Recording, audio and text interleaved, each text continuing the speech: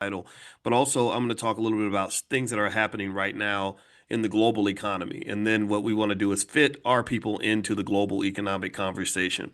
We have a tremendously important part of that whole global economy. Black people matter. Black Americans matter more than almost every other group of people in America, white or black.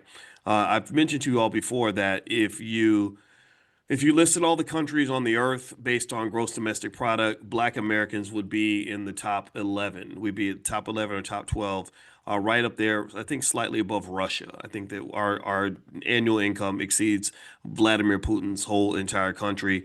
We definitely blow out countries like Saudi Arabia, where they wear the turbans and they have all the oil money and everything else.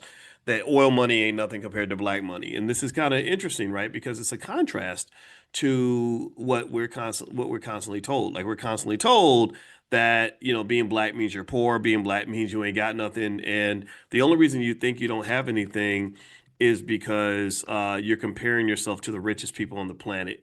So never, ever, ever let anybody delude you into thinking that black wealth is not powerful, that we don't have something that is extraordinary. We just have to harness that power, right? We have to harness what we have. And if we harness what we have and we use what we have effectively, then that will grow into something pretty amazing, something that we can actually pass on to the next generation. We've got every single thing that we need. The only thing that we need that we don't quite have is each other. We need each other. If you have each other and you know how to keep your wealth in your families, in your community, in your circle, then what will happen is that your circle gets richer because you're investing in your circle. Your family gets richer because you're investing in your family. You get richer because you're investing in yourself. And the three major ways that we don't invest in ourselves, the three major ways that black wealth gets drained out of our ecosystem, write it down. Write it down. There's three major ways that we're trained to give our wealth away. The first is that you are trained to spend, spend, spend, spend, spend. You're trained to be consumers, not producers.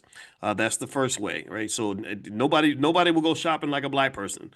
I'm sure you know somebody. I'm sure you know at least one person. How many of you? Give me a yes or no. How many of y'all know somebody who will go broke buying Christmas for the babies, but don't own a single share of stock, don't own a single share of real estate, and ain't got more than like half a week savings in their savings account to in terms of survival money. How many of y'all know somebody like that? Literally, but we'll go broke. We'll max out the credit card buying Christmas for the babies.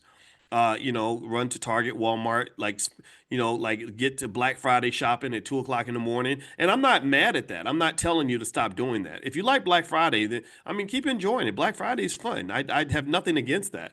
But that is unfortunately a problem if you don't have balance. Like if you're not also investing in yourself as much as you're investing in those companies that you're shopping with, then you're going to end up having an economic imbalance and you're going to be malnourished. You're going to have financial malnutrition.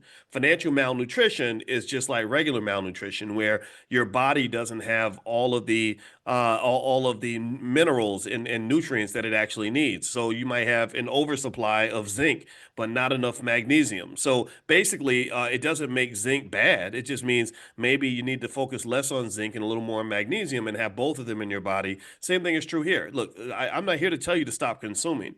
That's a mistake a lot of people make. They want to tell you that you can't spend money on this, can't spend money on that, and this bad. Stop doing this, stop doing that. I'm not here to tell you to stop doing anything. I'm just telling you to have balance. Thank you, James Lawrence. That's a great word, and that's a great name. My brother's name is Lawrence.